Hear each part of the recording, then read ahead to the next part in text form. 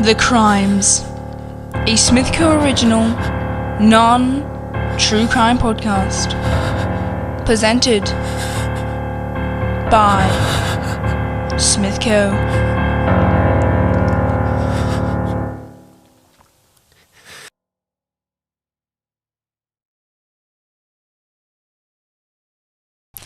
Hello and welcome back to the investigation of Freddie Thompson, who disappeared in the north of England many years ago. Once again, we're interviewing the neighbours of Freddie and the people in his community to find out what truly happened on that day. Yes, this is The Crimes, a Smithco original podcast about non-true crimes that didn't happen, and this is episode 2. Last week we talked with 2 people in George's community, one of whom was his neighbour and the other was a work colleague. George, a bus driver, also remembers him. Yeah, I know. It was crazy. I thought that the police they interviewed me. They said, did he take your bus or something? Because his car was there. And they thought, well, did he use your bus? And I said no, that I didn't. Yes, so nobody used your bus on that day? Oh, no, he didn't know. The only person who used it was this man. He had a green coat on and he had this mask, and I was like, are you going to like a party or something? And he said, mm-hmm. Okay, so how do you know that this man wasn't him? Well, I suppose I don't. And you told the police this, right? No, I didn't. So why didn't you tell the police this? Well, I don't know. I just thought, why would I? You thought you wouldn't tell the police, but I mean specifically why? Well, I didn't think it was him. I didn't think it was relevant. You didn't think it was relevant that someone came on your bus and you didn't know who they were? I mean, could they have been him?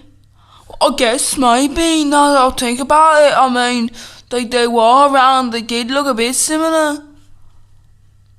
So can I ask you, what exactly happened? Like, what was this, what happened? Where did you drive to? Well, driving to the airport. You drove into the airport? Yeah, I know. Yeah, I was driving to the airport. I remember because it was really odd. It was going, so you're going to a party like in another country, is that it?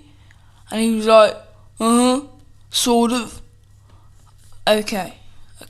Well, thank you for answering our questions.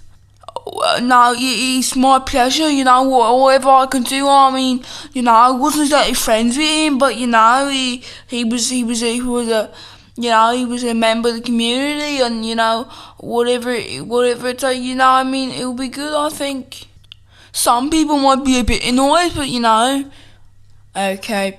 Well, thank you for talking with us, and if we want to ask you again, can we ask you questions later on? Sure, just I'm here most of the days a week. Okay, thanks.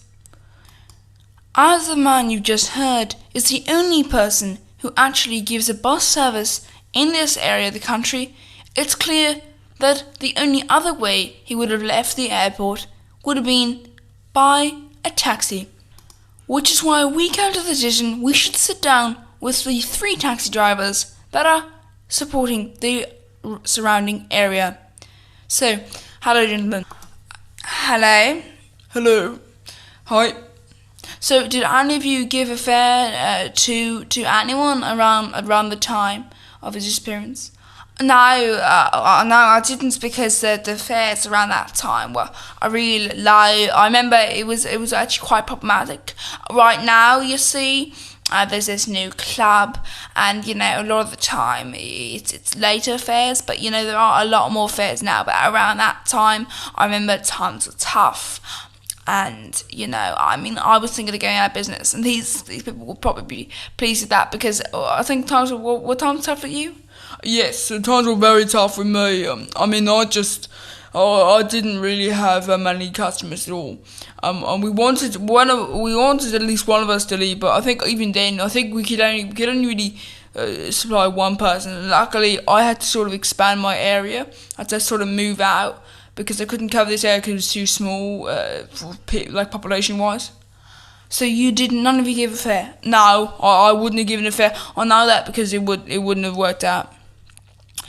Well, given this information, it is clear that he must have actually used the airport. The other option would be that he was walking.